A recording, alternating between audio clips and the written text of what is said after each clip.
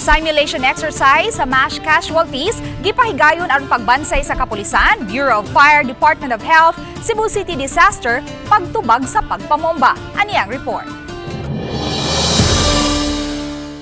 Kini ang pagpamumba nga nahitabo isip kabahin sa simultaneous exercise kun SIMEX. Human niini misugod dayon pag-abot-abot ang mga ambulansya gikan sa mga tambalanan ug sa Cebu City Disaster Risk Reduction and Management Office.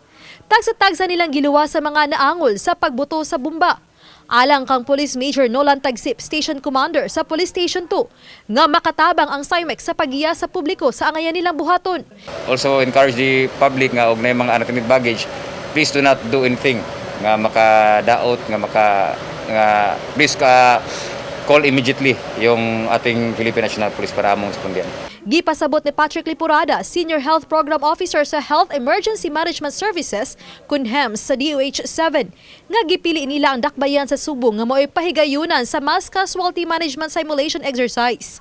Kay saga dinhiman sa dakbayan, ipahigayon ang dagkong mga kalihukan. O kay sa dakbayan sa Sugbuman, ang Cebu City Disaster Risk Reduction and Management Office, mao'y mga first responder sa pagpamumba. Kay kita sa Cebu daghan man kay tag mga plan events, no, so og mga mass gathering nga atong ginakandak, and mo nang atong usan na sa atong gipangandaman. Samtang giulagway ni Operations Chief sa City Disaster nga kabahin gihapon kini sa ilang pagpangandam sa bisan unsang mga mahitabo sa dakbayan. Lain-laing hospital ni siya, no, murag real life gini.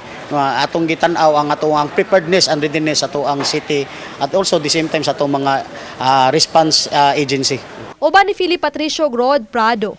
Ako si Femery Dumabok. Balitang Bisdak.